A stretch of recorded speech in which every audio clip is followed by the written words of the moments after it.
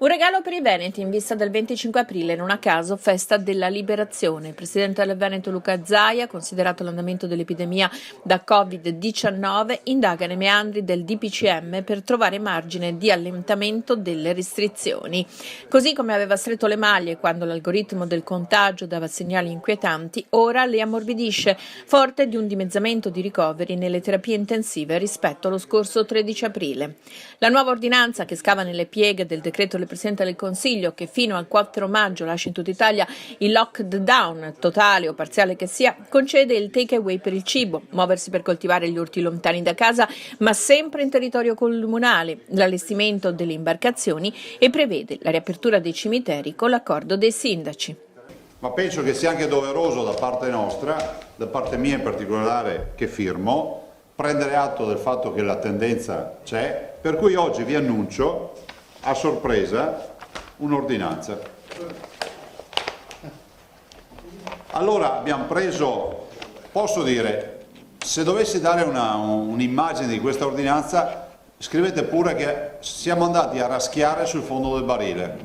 nel senso che abbiamo voluto togliere tutte quelle restrizioni che potevano essere tolte, con lucidità, con la volontà di dire che questo è frutto di un trend e quindi di una tendenza che dura ormai direi da 2 settimane, che la volontà di dire fino in fondo che alla luce di questi dati, prima considerazione è che si possono attivare ancora degli allentamenti, per quanto possibile, per quanto concessi dalla legge. Vi ricordo che le aziende non le apriamo, le chiudiamo noi, tanto è vero anche per le scuole vale questo. Dall'altro dire ai cittadini che non leggano questa ordinanza che allarga ancora di più, che non venga letta come è finita tutti in piazza a far festa, non è così. Guardate, noi questa mattina con i 2 assessori, con l'assessore Lanzarin e l'assessore Bottacin, abbiamo fatto la videoconferenza molto lunga con i direttori generali, insomma lo staff del Veneto della sanità, e abbiamo parlato soprattutto della fase 3. Noi non parliamo mai della fase 2 perché ormai quella l'abbiamo sedimentata, abbiamo già le linee guida, parliamo della fase 3, vuol dire reinfezione per noi, vuol dire quando tornerà il virus e la convivenza con il virus. Cioè vi ricordo che oggi abbiamo ancora 1300 persone in ospedale, ma abbiamo ancora, avete visto anche oggi, quasi 300 contagiati in più. Sono asintomatici, si va verso la bella stagione, è qualcosa che potremmo ritenere, fra virgolette, visto il passato, diciamo quasi fisiologico, non lo è, però insomma è gestibile. Però ai cittadini, la preghiera che faccio, questo è un atto assolutamente doveroso nei confronti dei cittadini, firmare questa ordinanza,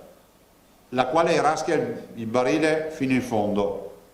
anche esponendoci a qualche magari, come si può dire,